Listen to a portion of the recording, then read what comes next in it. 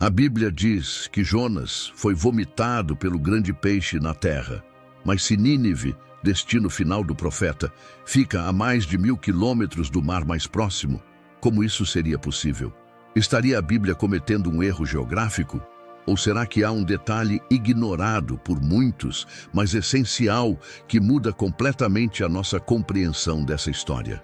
Prepare-se, porque o que você vai descobrir neste vídeo pode desafiar tudo o que você já ouviu sobre Jonas. E comenta aqui embaixo, você já se perguntou como Jonas foi parar em Nínive se a cidade não tem nenhum mar por perto?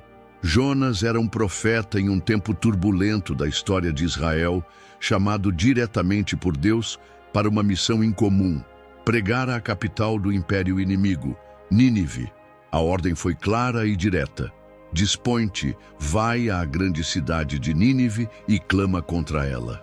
Essa cidade era o centro do poder assírio, um império conhecido por sua brutalidade e opressão aos povos vizinhos. Era uma ordem divina que carregava não só risco, mas escândalo.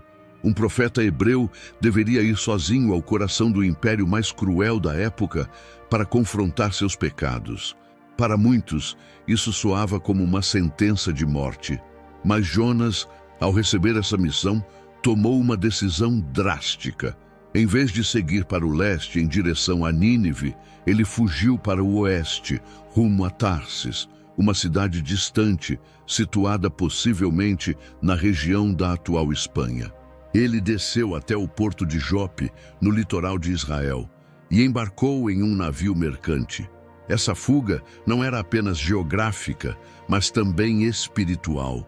Jonas tentava escapar da presença de Deus, como se isso fosse possível. Seu ato de rebeldia não foi fruto de medo comum, mas de uma resistência profunda ao propósito divino. Durante essa fuga, uma tempestade violenta caiu sobre o mar. Os marinheiros do navio, homens experientes, logo perceberam que aquela tormenta não era natural. A embarcação estava prestes a naufragar e eles clamavam a seus deuses, lançando cargas ao mar. No porão, enquanto o caos tomava conta, Jonas dormia. O contraste entre o desespero dos pagãos e a apatia do profeta é gritante.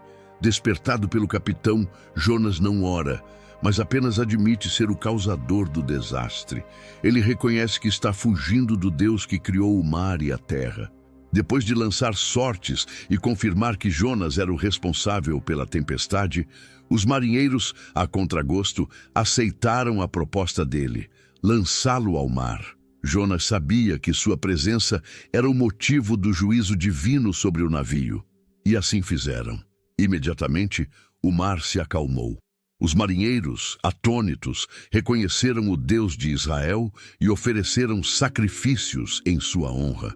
Mesmo em sua rebeldia, Jonas foi instrumento para que pagãos se voltassem ao verdadeiro Deus. Uma ironia profunda da narrativa. Mas ao ser lançado ao mar, Jonas não morre.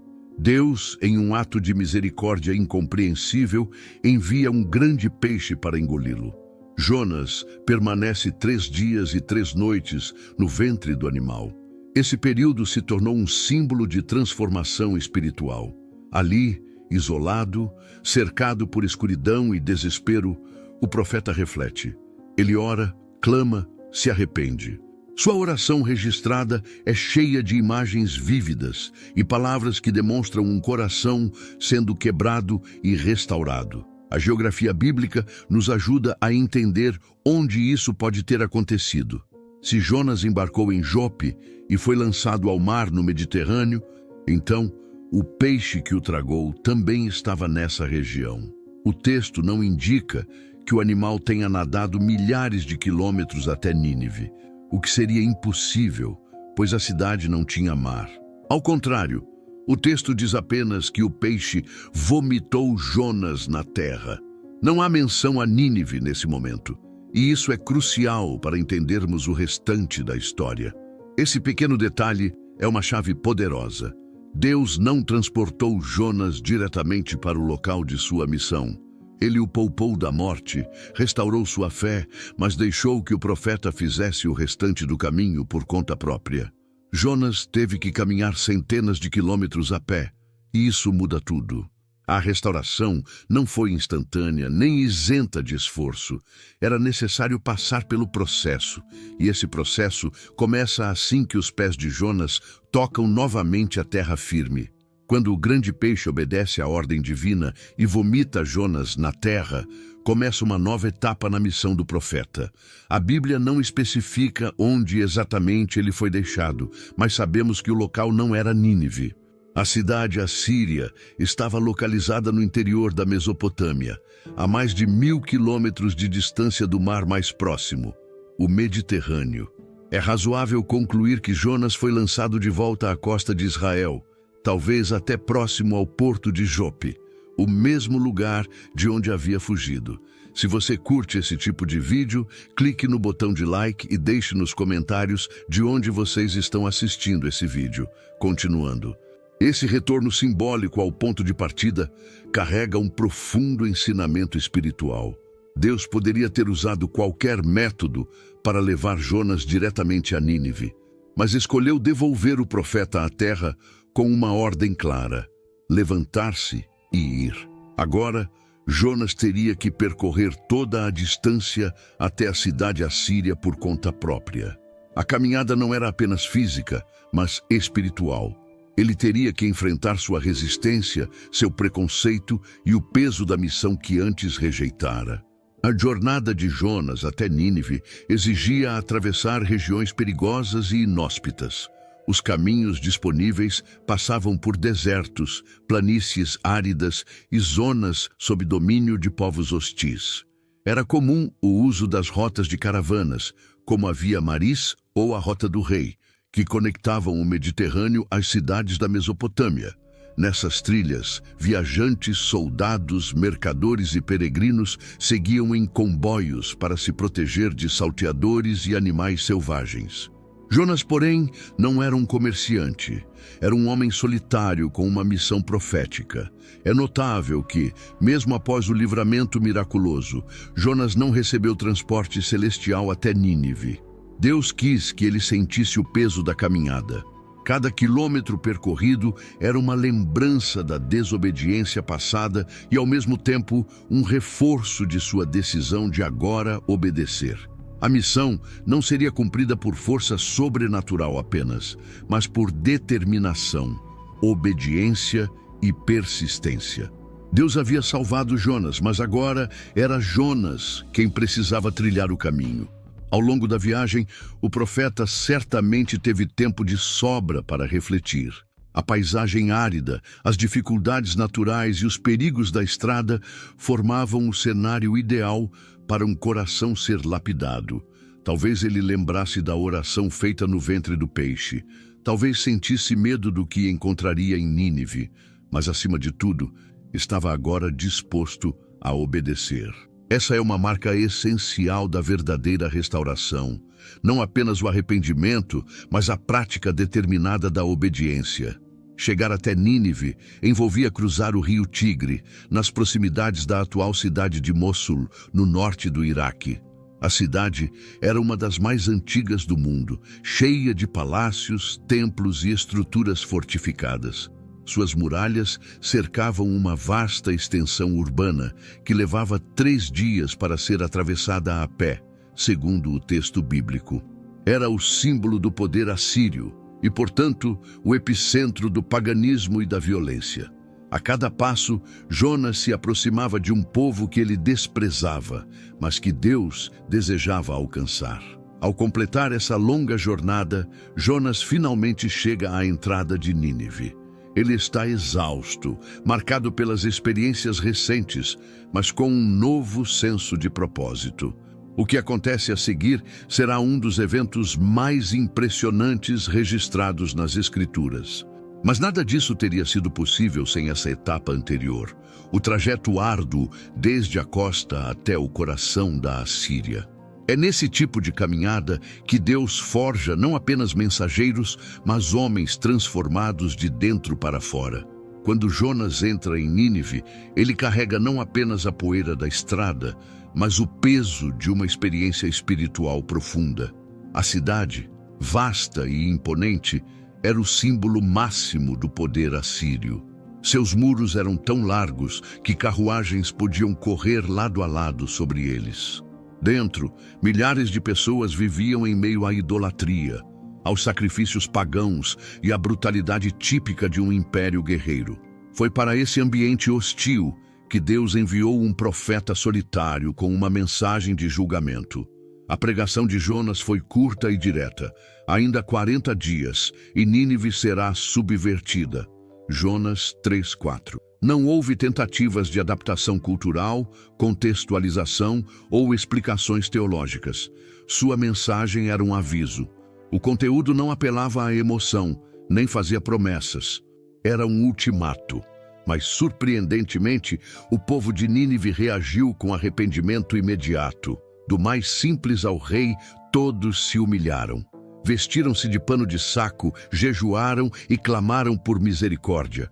O rei da Assíria desceu do trono, cobriu-se de pano de saco e se assentou sobre cinzas. Em seguida, decretou um jejum nacional, que incluía até os animais do campo.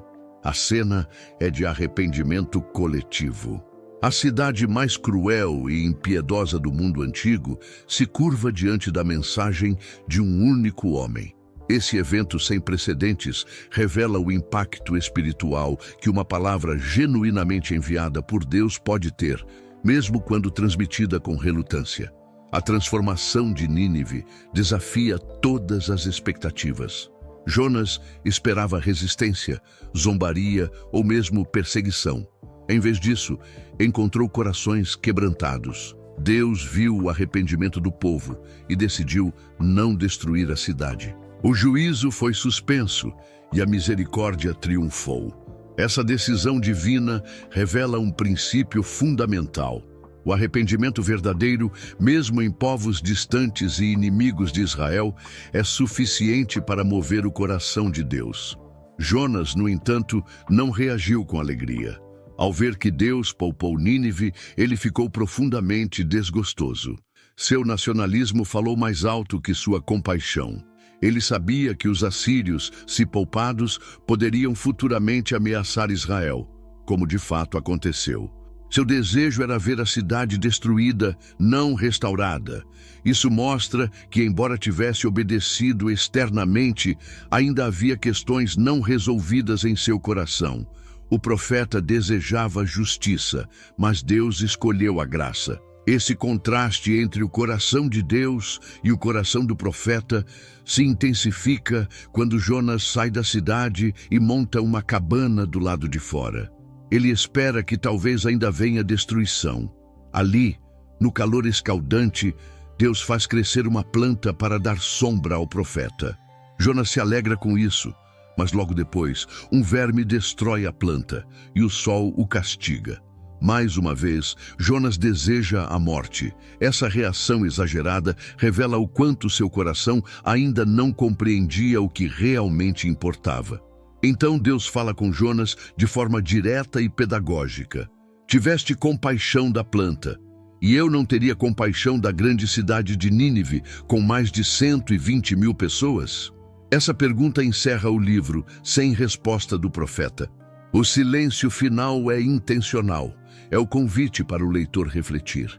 O que pesa mais para nós, nossa zona de conforto ou as almas que Deus deseja alcançar? A história termina em aberto, mas a lição permanece viva, provocando cada geração. O momento em que o grande peixe vomita Jonas na terra marca mais do que o fim de uma provação. É o início de uma nova etapa. Deus o havia disciplinado, restaurado e agora o reintroduzia no caminho da obediência. Mas ao contrário do que muitos imaginam, esse retorno não envolvia milagres de transporte direto. A restauração espiritual de Jonas exigia uma jornada física de mais de 1000 quilômetros, da costa do Mediterrâneo até o coração da Assíria. Cada passo era parte de um plano divino maior. Essa caminhada não foi apenas longa, ela foi dolorosa, simbólica e formativa. Jonas precisava passar pelo processo. Ele precisava andar, lembrar, pensar, sentir o peso da responsabilidade e se preparar para a missão. O peixe o havia salvo da morte, mas não da responsabilidade. Deus poderia tê-lo transportado de maneira sobrenatural, mas preferiu usar o tempo e a distância como instrumentos de lapidação. É assim que Deus forma seus servos, no caminho, não no atalho. O texto bíblico é propositalmente silencioso sobre os detalhes dessa jornada.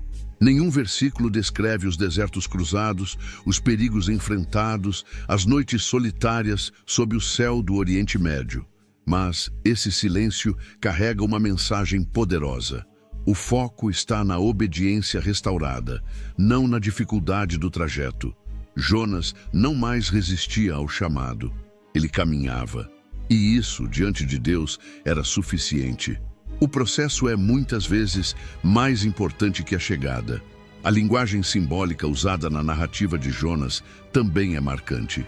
Ele desceu para fugir de Deus. Desceu a Jope, desceu ao navio, desceu ao porão, desceu ao mar e ao ventre do peixe. Agora, ele sobe de volta à terra. Essa metáfora de queda e ascensão revela a estrutura espiritual da sua experiência. A descida foi marcada por desobediência e juízo. A subida por restauração e propósito. A Bíblia, com sua riqueza literária, usa até mesmo a geografia para ensinar lições eternas. Além disso, o episódio de Jonas é reinterpretado por Jesus no Novo Testamento.